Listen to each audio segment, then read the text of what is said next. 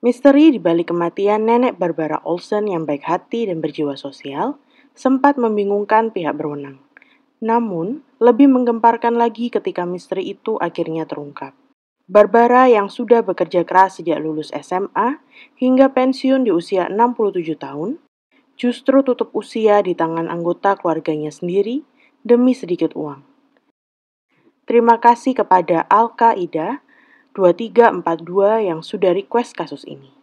Jangan lupa terus dukung channel Weekly Crime Story dengan cara subscribe, like, dan komen.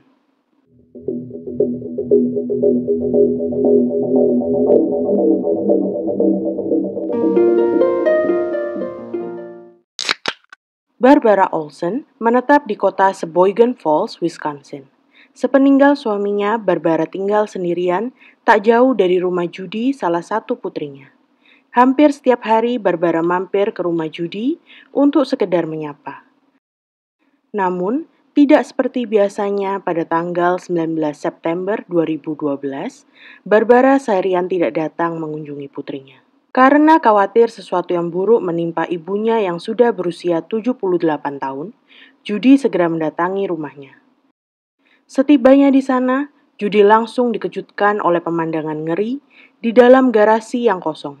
Ibunya telah meninggal dunia, terbaring di lantai garasi dalam genangan darahnya sendiri. Dengan panik, Judy menghubungi saluran darurat 911 untuk meminta pertolongan. Tak lama, petugas polisi sudah memenuhi halaman rumah Barbara. Setelah memeriksa kondisi jasad dan TKP, mereka segera menetapkan kematian Barbara sebagai aksi pembunuhan. Jejak darah yang berasal dari arah dalam rumah ke garasi menunjukkan Barbara dihabisi di dalam rumah, kemudian pelaku menyeretnya ke garasi sebelum kabur dengan mobil Barbara. Selain mobil, pelaku juga menggondol uang tunai sebesar $155, tas berisi dokumen pribadi Barbara, serta perhiasan miliknya. Berdasarkan hasil otopsi diketahui bahwa Barbara telah tiada sejak tanggal 17 September 2012 atau 2 hari sebelum jasadnya ditemukan oleh putrinya Judy.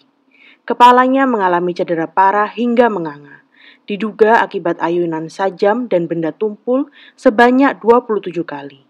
Selain itu, Barbara diduga sempat melawan penyerangnya karena kedua lengannya ikut cedera. Proses penyelidikan kasus ini berjalan sangat cepat, mengingat Sheboygan Falls adalah kota kecil di mana penduduknya saling mengenal. Berkat informasi warga, hanya dalam waktu 12 jam kemudian, mobil Barbara yang dibawa kabur pelaku sudah ditemukan terbengkalai di parkiran arena bowling dalam kondisi tidak terkunci. Di dalamnya, mereka menemukan beberapa perhiasan milik Barbara yang raib dari rumahnya. Polisi kemudian memeriksa rekaman CCTV di sekitar arena bowling untuk menemukan siapa yang meninggalkan mobil itu di sana. Mereka tidak menemukan sosok yang dicari, namun polisi melihat dua bocah yang dikenal baik oleh Barbara dalam rekaman pada hari kejadian. Mereka adalah cicit Barbara yang bernama Antonio Barbo atau Tony, serta sahabatnya yang bernama Nathan Pape atau biasa dipanggil Nate. Kedua bocah itu terlihat berjalan masuk dan keluar dari arena bowling. Kemudian mereka terekam lagi sedang asyik menyantap pizza di resto cepat saji. Polisi segera menggeledah loker di arena bowling yang disewa atas nama Tony pada hari kejadian.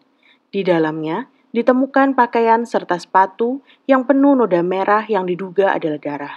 Selanjutnya, polisi menggeledah rumah Nate. Kamar bocah itu juga ditemukan pakaian dengan noda yang sama, serta jam emas milik Barbara. Selain itu, mereka juga berhasil menemukan tas milik Barbara dalam saluran pembuangan di rumah Nate.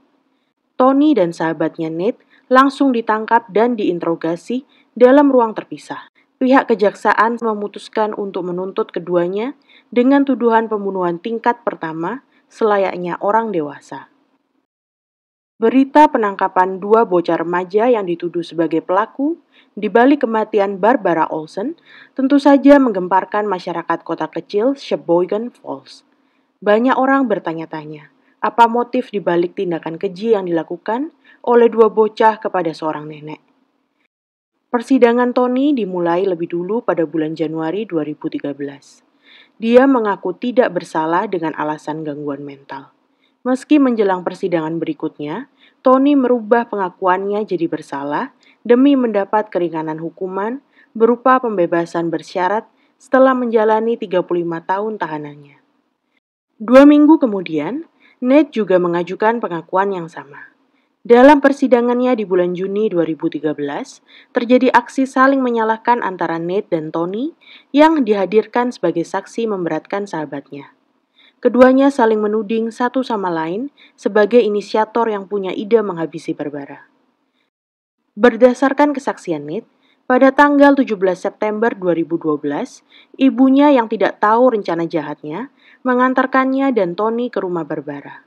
Setelah ibu Nate pergi, dua bocah remaja itu bermaksud masuk ke dapur lewat garasi Barbara yang terbuka secara diam-diam. Namun Barbara mendengar kedatangan mereka dan langsung membuka pintu, kemudian mempersilahkan keduanya masuk tanpa sedikit pun curiga pada maksud kedatangan mereka.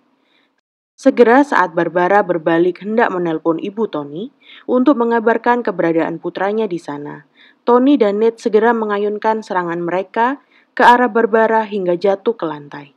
Barbara berusaha melindungi diri dengan kedua tangannya sambil terus memohon agar mereka berhenti menyakitinya.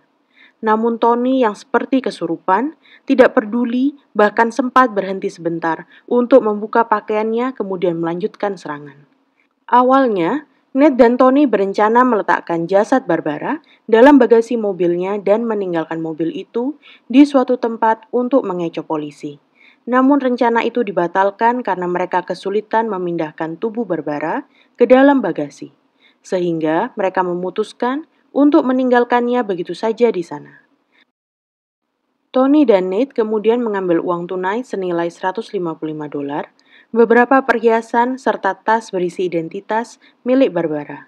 Mereka membawa mobil wanita malang itu ke parkiran arena bowling dan meninggalkannya di sana bersama semua hasil curian mereka, kecuali uang tunai. Dengan maksud memancing dan menjebak pencuri agar membawa lari mobil Barbara dan kemudian dituduh sebagai pelaku yang menghabisinya. Tony dan Nate menggunakan uang curian untuk menyewa loker di mana mereka menyimpan semua pakaian bernoda darah di dalamnya, membeli pizza dan narkoboy. Tim pembela Tony mengarang berbagai cerita demi membela kliennya. Mereka mengatakan Tony mengalami cedera kepala waktu kecil sehingga membuatnya tidak sepenuhnya normal. Yang menarik, tim pembela Nate juga menggunakan alasan serupa saat membela klien mereka. Namun apapun pembelaan Tony dan Nate, pada akhirnya tidak bisa mengubah fakta bahwa keduanya telah tega menghabisi nyawa Barbara dengan cara yang sangat keji. Semuanya terdiam, bahkan sebagian terisak saat jaksa menunjukkan foto-foto ngeri dari TKP dan jasad Barbara yang mengingatkan semua orang betapa kejam perbuatan Tony dan Nate. Hakim menyatakan bahwa kejahatan yang dilakukan kedua bocah itu adalah yang terburuk yang pernah dia temui selama 24 tahun masa jabatannya. Tony dan Nate sempat menitikkan air mata mereka saat putusan dibacakan. Meski keduanya mengaku menyesali perbuatan mereka, tetapi nasi sudah menjadi bubur. Dewan juri memutuskan Nathan Pape bersalah karena terlibat dalam pembunuhan berencana tingkat pertama dan menjatuhkan hukuman penjara seumur hidup dengan minimal masa tahanan selama 31 tahun. Sedangkan Antonio Barbo alias Tony dinyatakan bersalah atas tuduhan pembunuhan disengaja tingkat pertama dan dijatuhi hukuman penjara seumur hidup dengan minimal masa tahanan 35 tahun. Keduanya bisa mengajukan bebas bersyarat saat mencapai umur 50 tahun. Belakangan diketahui fakta bahwa Tony adalah remaja yang sering bikin onar dan melanggar aturan akibat narkoboy. Saat kejahatan itu terjadi, Tony tinggal di rumah asuhan dinas sosial sebagai bagian dari hukumannya. Tony dan Nate sama-sama mengaku bahwa niat mereka sejak awal datang ke rumah Barbara memang untuk merampoknya. Barbara adalah seorang wanita yang baik hati dan memiliki jiwa sosial yang tinggi. Dia bekerja keras demi keluarganya sedari muda. Bahkan ketika pensiun, Barbara rela jadi supir antarjemput para manula. Yang menyedihkan, ternyata selama ini Barbara ikut membesarkan Tony. Bagai susu dibalas dengan air tuba, kebaikan Barbara kepada Tony dibalas dengan kematian. Penampilan luar Tony dan Ned terlihat biasa saja seperti remaja seusia mereka. Namun raut kesedihan dan tangisan mereka sanggup mengelabui semua orang bahwa mereka adalah iblis tak berperasaan. Bagaimana menurut kalian? Sekian dulu kisah sedih sang nenek baik hati Barbara Olsen. Sampai bertemu dalam kasus berikutnya dan terima kasih.